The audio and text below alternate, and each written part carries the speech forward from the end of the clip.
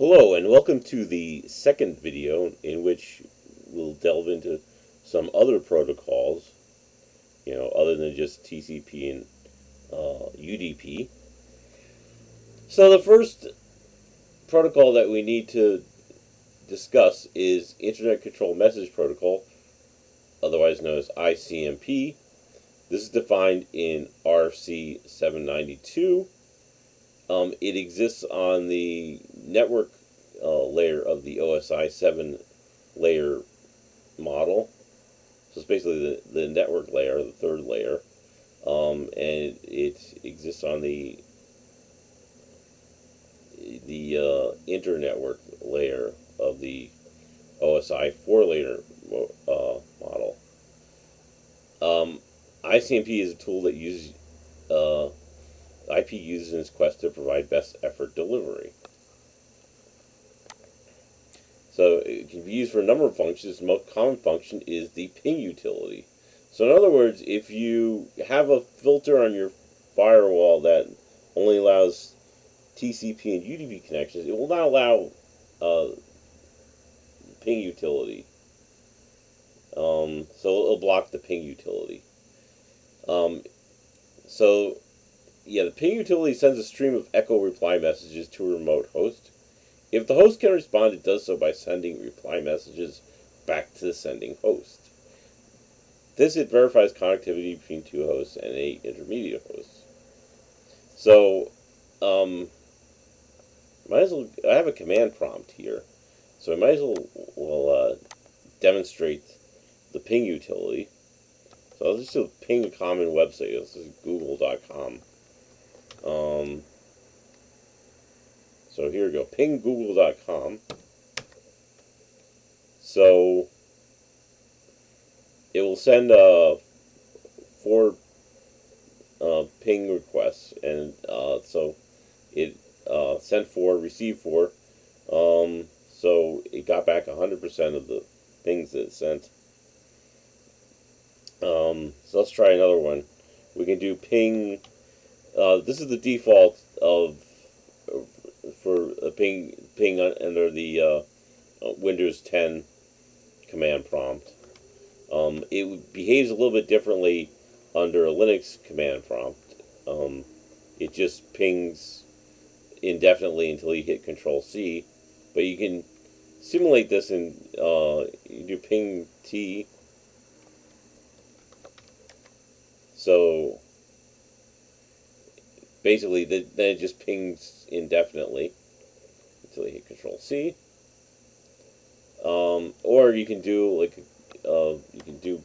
ping n and a certain number of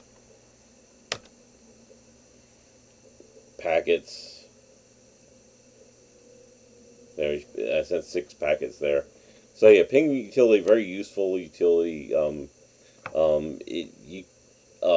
You can troubleshoot, almost all network troubleshooting starts with the ping utility.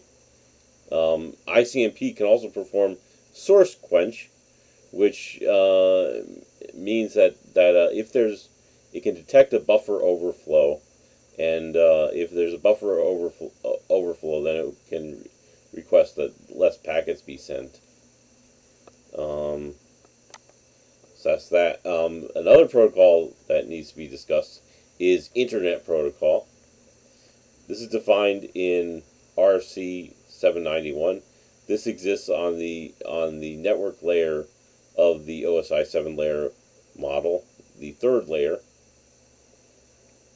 It also exists on the internetwork layer of the OSI 4 layer model. And this protocol is used to transport data from one network to another. IP is connectionless, which means it doesn't guarantee delivery of data. It simply makes its best effort to do so. To ensure that transmissions are sent via IP are completed, a higher level protocol such as TCP is required. So you often see like TCP IP is like basically coupled together. And again, it operates on the network layer of the OSI model. In addition to providing best effort delivery, IPM also performs fragmentation and reassembly tasks for network transmission. Fragmentation is necessary because the maximum transmission unit, also known as MTU, is limited in IP. Another function IP is addressing, and we'll get into IP addressing. There's IPv4, IPv6. This will be discussed in depth in future videos. And there's IPsec, a protocol that needs to be discussed. This is designed to provide secure communications between systems, including system-to-system communications in the same network. It is an IP layer security protocol that can both encrypt and authenticate network transmissions. It is composed of two separate protocols: the authentication header, AH, and encapsulating security protocol, ESP. Using both AH and ESP, data traveling between systems can be secured, ensuring that transmissions cannot be viewed, accessed, or modified by those who should not have access to them. So yeah, it's basically used for VPNs.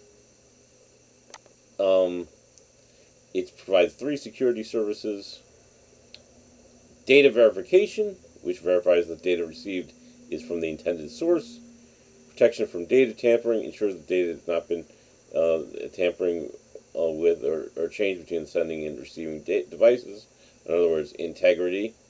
And it ensures private transactions. Ensures that data sent between the sending and receiving devices is unreadable by any other devices. It operates on the network layer of the OSI model and provides security for protocols that operate at the higher layers. Thus, by using IPsec, you can secure practically all TCP and IP-related communications. And one other protocol, generic routing encapsulation, also known as GRE, is a Cisco-created tunneling protocol. It is an encapsulated protocol used to wrap data and send it securely across VPNs and point-to-point and multi-point links. So that does it for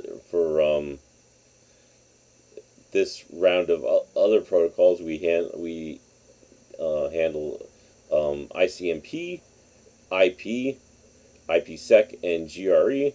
And in the next video, we'll handle HTTP and HTTPS.